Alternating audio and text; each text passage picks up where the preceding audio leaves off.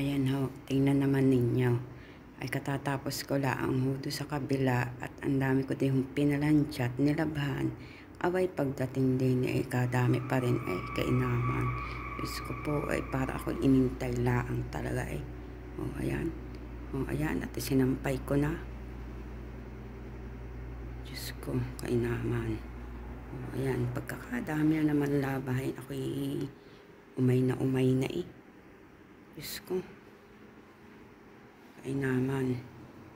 At arinat, naglalaw pa din eh.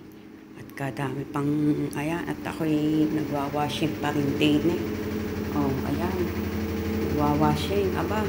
Eh, siguro naman talaga eh, talagang inintay ako at parang nga naman ako na ang magplansya. Kainaman. Umalis at dumating din eh. Dami pa rin tambak eh. Kainaman. Wala naman siyang alagang bata.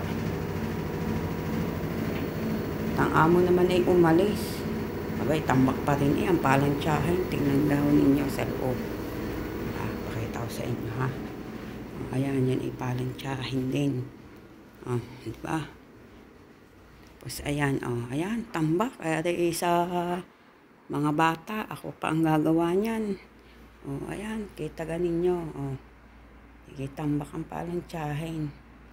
Diba, ay maawa. Hindi naman ako robot. Para pagdating din, dami-dami din trabaho. Yung bata ay tulog, so ngayon, mamaya ako mamalansyak. Ay nako. Kainaman. Kala ko ay makakapagpahinga, ay hindi rin pala. Kainaman. Pa rin ang nagbabantay sa bata. Diyos ko. Ayan. Tapos pagdating bukas ay ako pa rin mag-iimis sa mga kwarto. Kakagaling.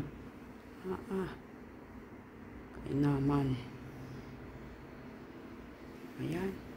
Itaga ninyo aring sa rooftop. Hindi na eh. Dati din ako nagtitiktok. Ay ngayon, eh ako'y busy nga sa bata. Ay hindi ako ngayon makapagsayaw din sa rooftop na are. At ayan, at malamig-lamig na ngayon ang simoy. Pagkakaganda ng araw eh. Nga, diga. Diyos me. Ako'y napapagod din naman. Ay kainaman. Doon nga itinapos ko nga ang aking trabaho at ako'y nang makapagpahinga. Abay, pagdating din eh, hindi rin makapagpahinga. Kainaman.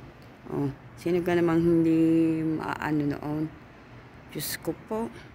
Eh sadyang binabagalan. At alam nga niya papunta din eh kami. Diyos ko. Meron mga naman inaabutan kung cellphone din naman ka-cellphone siya ay kainaman siya. Baka asa na ba? Tapos siya pa magreklamo sa amo. Kainaman. Matutuwa noon. Diga. Diyos ko po. Kaumay na eh. Tambak na nga yung trabaho ko doon. Tapos ikaw pa mag-aalaga ng bata. Samantalang siya din eh walang bata. Ay natatambakan pa eh. Kainaman. Diga. Sinong hindi matutuwa nung ako'y hindi nagre-reklamo. Ang sa akin laang. Abay. Yun namang alam naman niya. Ilang araw naman siya hindi nagluto. Tapos ngayon abay, abot pa talaga sa akin ang trabaho eh. Hindi nga ako makaano sa amo, makaangal. At syempre, papasahod. Umangal ka doon. Doon naman sa may batay, wala naman akong sahod doon. At ang amo ko nga nagpapasahod sa akin. Kaya wala akong magagawa, no choice ako. At gagawin ko nga yun. Diyos ko. Kainaman, ay naku, babagalan pa rin ng bawi-bawi din pag may time. Arigang napakadaya niya sa trabaho. Tapos pagdating sa ay naku, dapat hindi gayon, diga. Kung kayo tanungin ko, kainaman. Ringat ako nagkakasakit na.